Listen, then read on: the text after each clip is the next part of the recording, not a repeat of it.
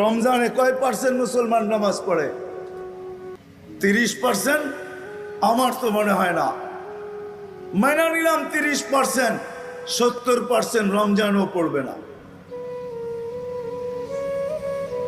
শুধু এইখানেই শেষ না, যে 58 মাস রইল তো রইল কি, এটা কি বড় গাট্টি হইল? তো আল্লাহ ভালোবাসেন দেখা বলতেছেন, গাট্টি বড় করতে চাও তাহলে এক রাত্রই 83 বৎসর বানায়া দিলাম, গাট্টি বড়, তোমাদেরকে ভালোবাসি। শুধু ফরজের গাট্টি দূর করতে চাই না, বরং তোমাদের গাট্টিও বড় করে দিতে চাই। শেষ জায়গায় চলে আসছি। আসেন, ওই রমজান আমাদের সামনে আসতেছে, ঠিক না?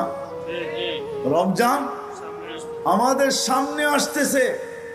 আমি কয়েকটা অঙ্গীকার নিব, বিশেষ করে যুবকদের কাছ থেকে। রমজান সামনে আসতেছে যুবক, সত্য এটাই,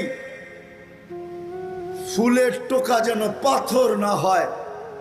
কেননা ফুলের টোকা যদি পাথর হলো, তাহলে কোরআন বলে কিয়ামতের দিন আল্লাহর রাসূল দাঁড়ায় বলবে, রব্বি ইন্না কওমি ইত্তাখাযু হাদাল কুরআনা মাহজুরা। আমার জাতি আপনি যতই ভালোবাসেন আর আমি যতই ভালোবাসি না কেন, এরা ফুলের টোকাকে পাথর বানায় দিছে।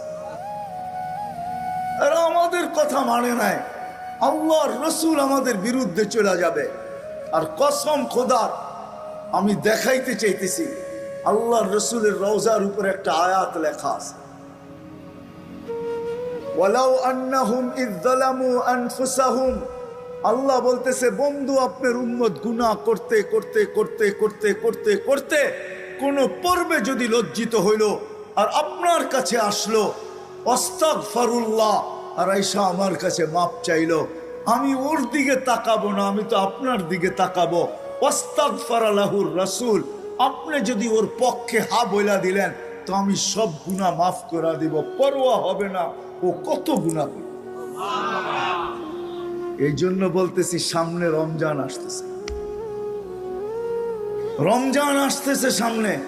বিশেষ করে যুবকদেরকে বলবো, পায়ে হাত রাখা, খোদার ওয়াস্তে, খোদার ওয়াস্তে নেট ব্যবহার করো, কিন্তু তুমি প্রতিজ্ঞা করো যে রমজানে 1 মাস গুনার ভিতরে কোনো নেট ব্যবহার করব না। ইনশাআল্লাহ। রাজি? কে কে রাজি? ইনশাআল্লাহ। যে আমি গুনার ভিতরে করব না। ইনশাআল্লাহ। তুমি নেকের ভিতরে করো, আমার কোনো আপত্তি নেই। দামাও,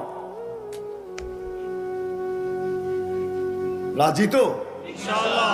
রমজানে কোন গুনার ব্যাপারে নেট আমি ব্যবহার করব না। আমার 1 MBও আমি ব্যবহার করব না। যারা এখানে আসছি এদেরকে পায়ে হাত রেখা বলবো, আসেন রমজানে কমসে কম, আমি জানি দেবিদ্বারের কোনো ঘর বাকি নাই যেখানে টেলিভিশন না আছে, ডিশের লাইন না আছে, কোনো ঘর বাকি নাই যেখানে, কোনো বাড়ি বাকি নাই যেখানে ডিশের লাইন না আছে, টেলিভিশন না আছে, ঠিক না?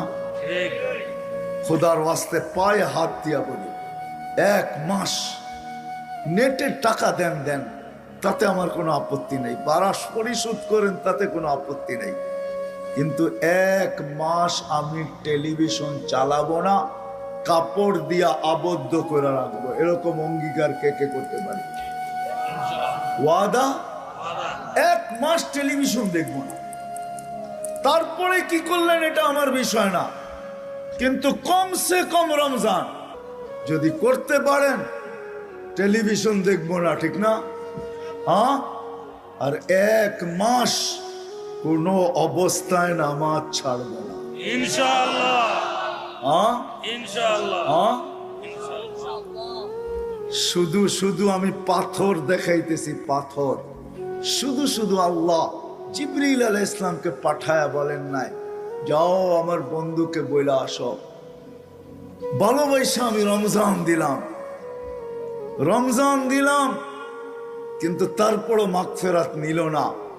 আমার সিদ্ধান্ত, সে ধ্বংস অনিবার্য। জিবরিল তুমিও সিগনেচার করো, আমার বন্ধুকে বলো সেও যেন সিগনেচার করে। এই জন্য আমি পায়ে ধরতেছি, আপনাদের পায়ে।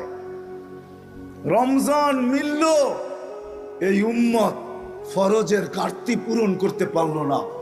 রমজান মিলল জান্নাত, আরে জান্নাত তো এই উম্মতকে আল্লাহ, জান্নাত তো এই উম্মতকে আল্লাহ। হয় আমার জাতি যদি এরকম হইতো, রমজানে তো জান্নাত দেওয়ার জন্যই মনে হয় রমজান আসছে, নাইলে রমজান মনে হয় আসতো না। ছোট ছোট জিনিসের উপরে জান্নাত। মালিক যদি কর্মচারীর থেকে একটু কাজ হালকা করে 8 ঘন্টার জায়গায় 6 ঘন্টা করে দেয়, এতটুক সহানুভূতির উপরে আল্লাহ ওয়াদা করতেছেন জান্নাত দিয়া দিব।